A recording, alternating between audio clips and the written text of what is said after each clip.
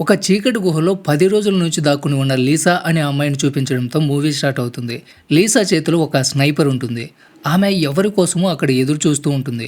అప్పుడు ఆ గుహకి కొన్ని కిలోమీటర్ల దూరంలో ఒక ఎయిర్‌పోర్ట్‌ను చూపిస్తారు.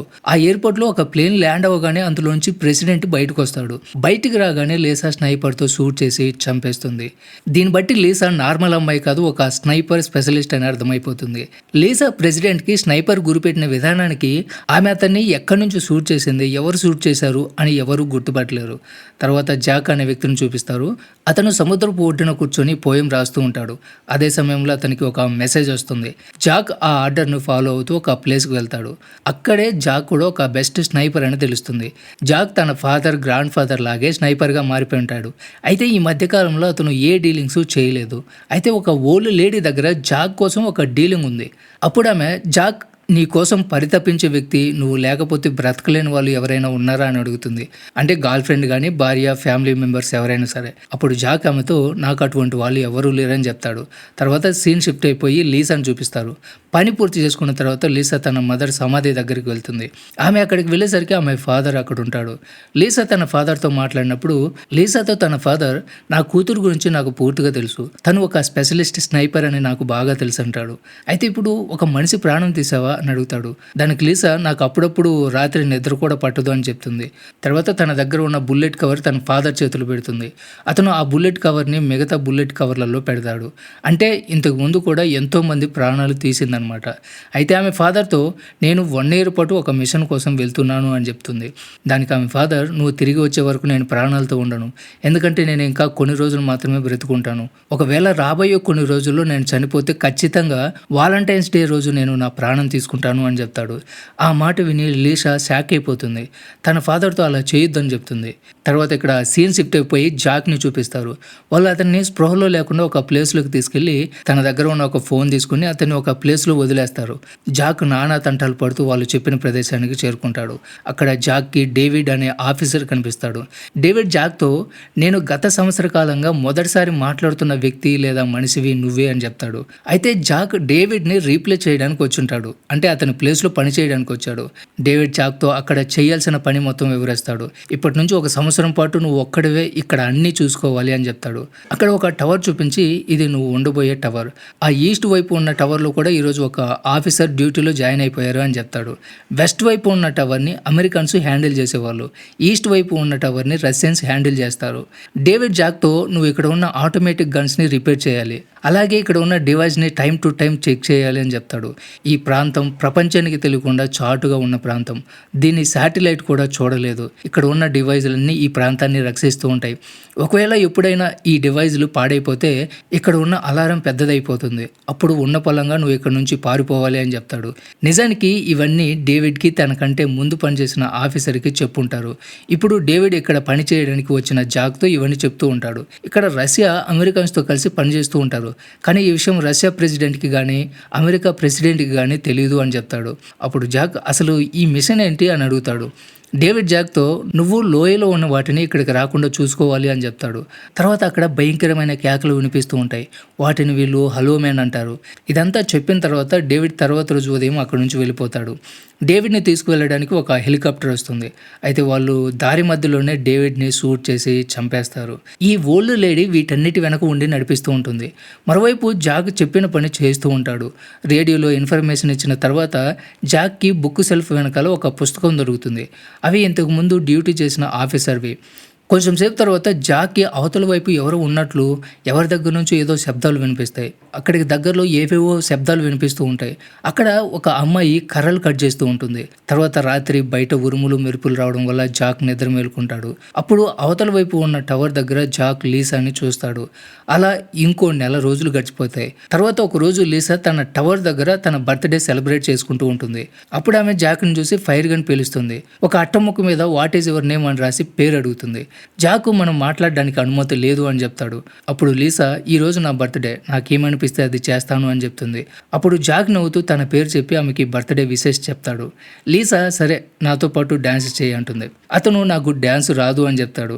నేను కేవలం ఒక మంచి స్నైపర్ మాత్రమే అంటాడు. తర్వాత లీసా అతని బాటిల్ని షూట్ చేస్తుంది.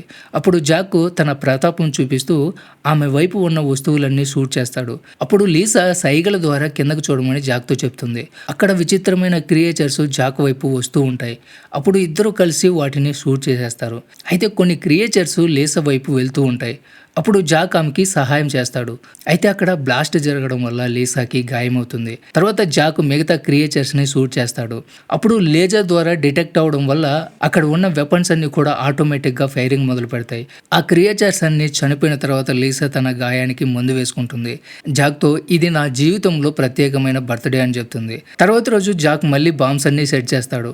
అప్పుడు కింద నుంచి ఒక డ్రోన్ పైకి వస్తుంది. అక్కడ ఉన్న గన్స్ అన్ని ఆటోమేటిక్గా ఆఫ్ అవుతాయి. తర్వాత ఆ డ్రోన్ దూరంగా వెళ్ళిపోతుంది. తర్వాత ఇక్కడ సీన్ షిఫ్ట్ అయిపోయి డిసెంబర్ నెలకు వెళ్తుంది. జాక్ లీసాకి క్రిస్మస్ శుభాకాంక్షలు చెప్తాడు. ఇద్దరు పండగ శుభాకాంక్షలు చెప్పుకుంటూ దూరం నుంచి డ్రమ్స్ కొడుతూ ఎంజాయ్ చేస్తారు. తర్వాత ఫిబ్రవరి నెల వస్తుంది. లీసా తన ఫాదర్ను గుర్తు చేసుకుని బాధపడుతుంది.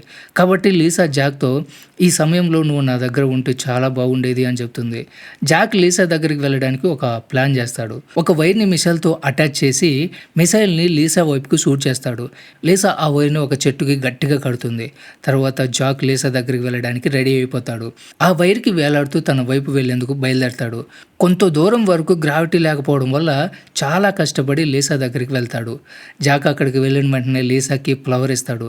తర్వాత చెమట పట్టడం వల్ల స్నానం చేస్తాడు. అప్పుడు లీసా అతని బట్టలు దాచిపెడుతుంది. తర్వాత ఇద్దరు వాళ్ళు చేస్తున్న పని గురించి మాట్లాడుకుంటూ ఉంటారు. తర్వాత ఇద్దరు కలిసి డాన్స్ చేసి రాత్రంతా కలిసి గడుపుతారు. తర్వాత జాక్ లీసాతో తన కోసం ఒక పోయం రాస్తున్నానని దాని పేరు చెప్పి అక్కడి నుంచి వెళ్ళిపోతాడు. అయితే అతను వెళ్ళిపోతున్న సమయంలో ఒక బాంబు బ్లాస్ట్ అయిపోయి జాక్ కింద పడిపోతాడు. లీసా వెంటనే జాక్ని కాపాడడానికి వెళ్తుంది. జాక్ ఒక చెట్టుకి ఇరుక్కొని వేలాడుతూ ఉంటాడు. అప్పుడు ఒక క్రియేచర్ అతన్ని చంపడానికి వస్తుంది.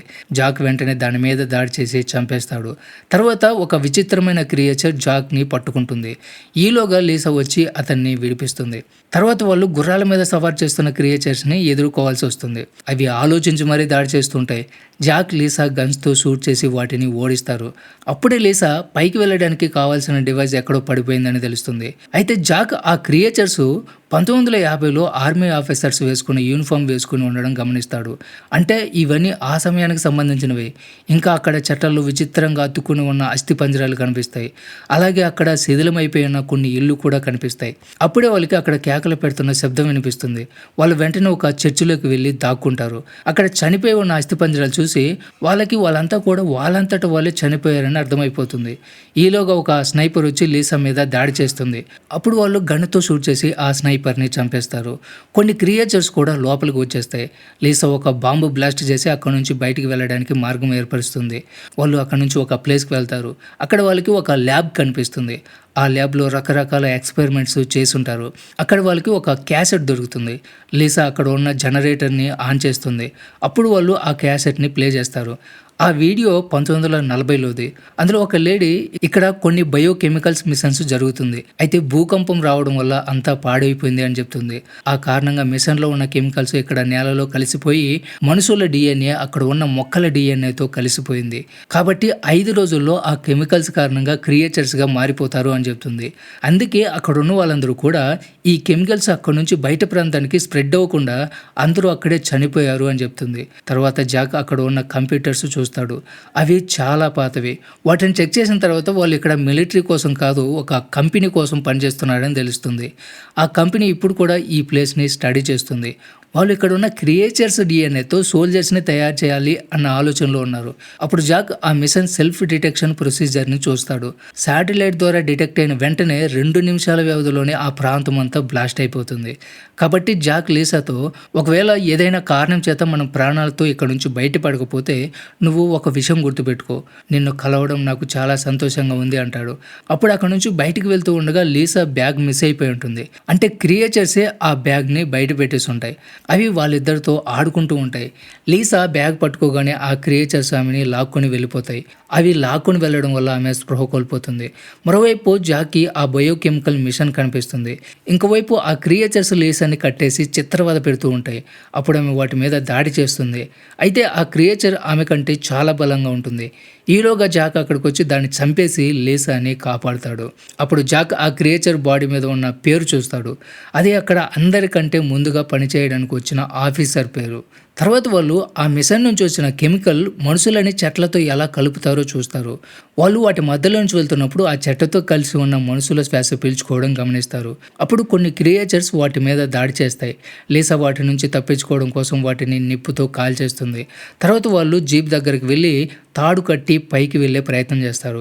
ఈలోగా ఆ క్రియేచర్స్ అక్కడికి వచ్చి వాటి మీద దాడి చేస్తూ ఉంటాయి. వాళ్ళు వాటిని ఎదుర్కొంటూనే జీప్తో పైకి వెళ్ళే ప్రయత్నం చేస్తారు. అయితే ఆ మిగిలిన క్రియేచర్స్ కూడా ఆ వైను పట్టుకుని వాళ్ళ వెనకాల వెళ్తూ ఉంటాయి.